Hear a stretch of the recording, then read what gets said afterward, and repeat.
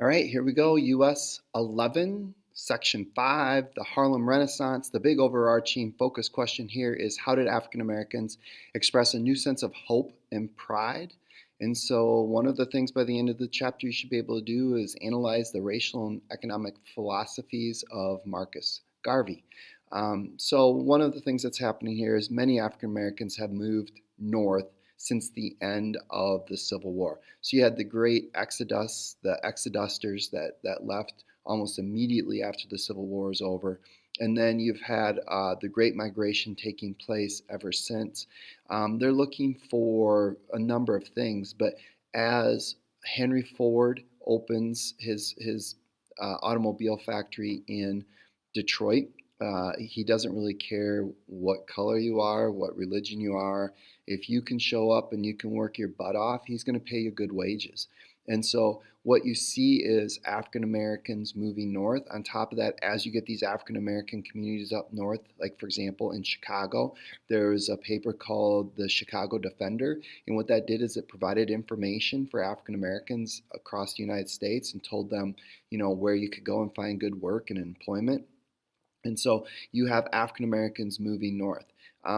They do earn better wages. They do have more political power. They do have more freedom than they have down south.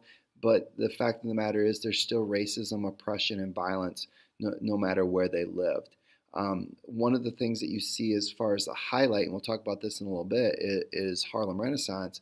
Harlem has a very vibrant African American culture. It has writers, it has poets, it has thinkers, it has just everything, and it becomes a hotbed of African American culture, and not just for African Americans, but whites are drawn to this as well. When you look at Marcus Garvey has traveled the world. He's originally from Jamaica. He comes to the United States. And through his world travels, one of the things that he noticed is regardless of where you go, it seems like blacks are exploited. And so what that causes him to do is it causes him to rethink maybe how African Americans can best succeed in the United States.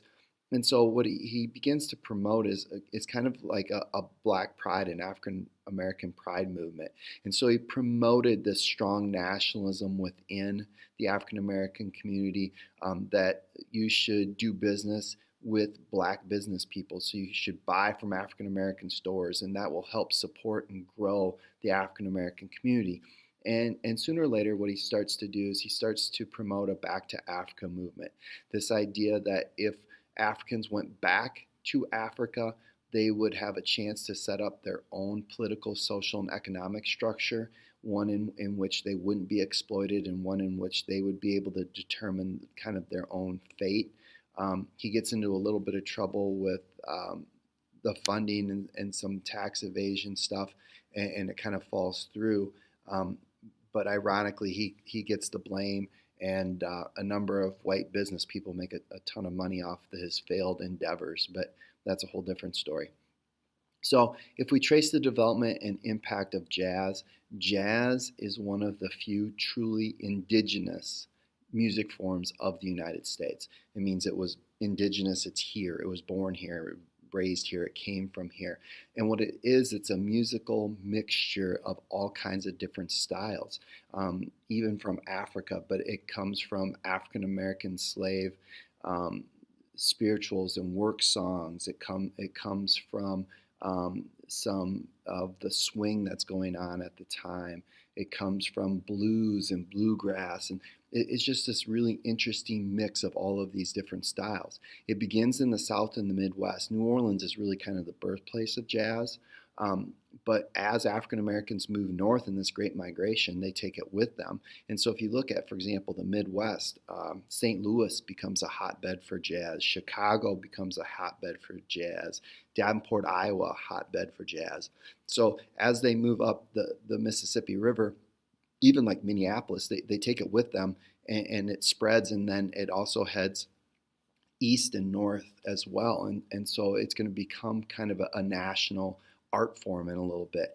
Louis Armstrong, Bessie Smith are some of the best known. The other thing about jazz is it transcends culture and it transcends this country. It goes over to Europe. And when you look at how Europeans kind of view jazz, It ranks up there as some of the greatest things that the United States contributes to world culture. That's how strongly and how powerfully jazz impacts the rest of the world. And from jazz, we get country and Western music, we get rock and roll music. The music that we have today is descended from jazz.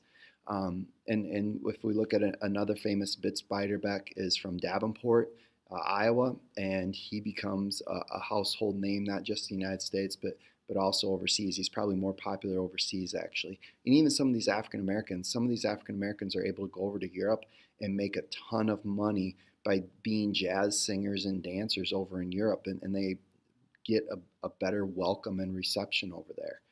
So if we look at the Harlem Renaissance, this is a flowering of African American culture, and really what the Harlem Renaissance writers and poets do is they explore the pains and joys of being black in America.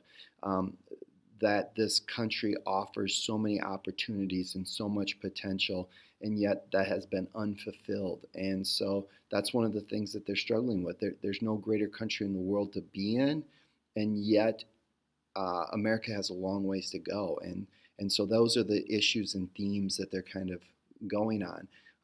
Claude McKay, Langston Hughes, Zora Neale Hurston, the list goes on and on and on of some of these great writers and thinkers, and it's something that's going to have an impact. And a lot of times these African American poets and writers are holding a mirror up to the face of America and forcing us to take a deep, hard look at ourselves.